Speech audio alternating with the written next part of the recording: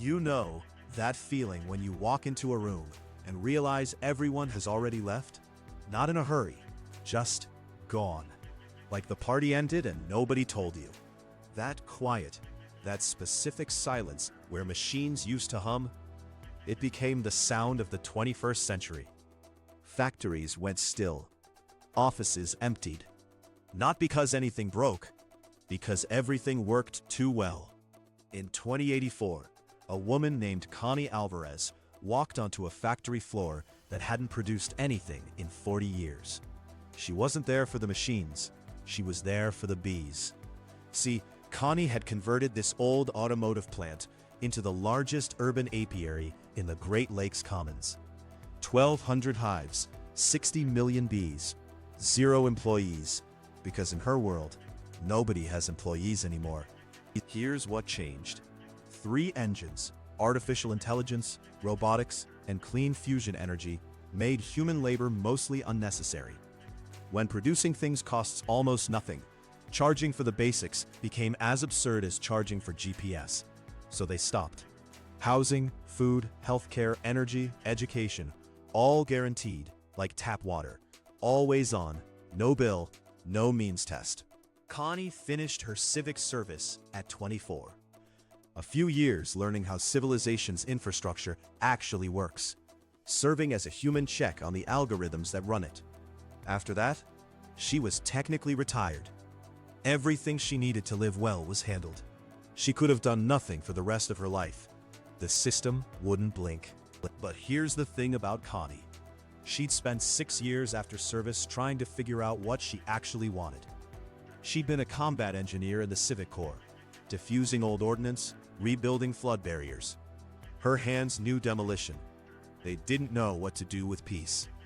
Then one afternoon, she found a wild hive in a collapsed overpass, and something clicked. Now, 90% of Connie's life is covered by the foundation.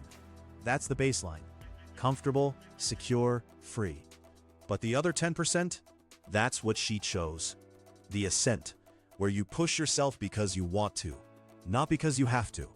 And what Connie wanted was to understand why her bees kept dying in Sector 9. Her AI assistant had already run the numbers. Humidity, temperature, pollen counts, mite populations. The algorithm had an answer. It recommended relocating the hives to a different quadrant. Optimal, efficient, done. But Connie didn't move the hives, because the algorithm didn't know what she knew. Sector 9 was built over the old foreman's office, a room her grandfather had worked in, back when this factory made cars and people punched clocks. She still carried his office key. It fit no lock that existed anymore. But she kept it, because it reminded her that knowing something isn't the same as understanding it. The algorithm knew the hives were struggling. Connie understood why the bees kept returning there anyway. The old concrete held heat differently. The wildflowers that grew through the cracks were native species the bees had evolved alongside for millennia. So Connie used her civic override, the authority every service graduate has to overrule an algorithm when it misses what matters. She didn't relocate the hives, she fixed the ventilation. She planted more native wildflowers. And within a season, Sector 9 became the most productive section in the entire apiary. The algorithm updated its model. Connie updated nothing. She'd known all along. That fear she used to carry, that the system knew her better than she knew herself, it didn't vanish. It just stopped being the right question. The algorithm could map every hive, predict every swarm, optimize every harvest. But it couldn't feel the hum of 60 million lives, trusting a cracked concrete floor, because something in their ancient code said, "This is home." What would you do if you never had to work again? Connie's answer wasn't grand. She didn't cure a disease or colonize a planet. She kept bees in a dead factory, and in doing so, she kept something alive that no machine could replicate.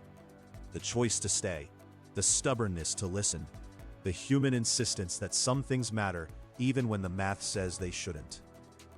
Maybe that's worth building, a world where the question isn't how do I survive until Friday, but what do I want to understand before I'm done? That's the world Unscarcity imagines.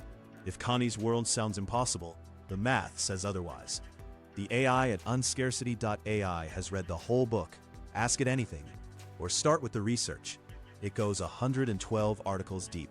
Unscarcity.ai.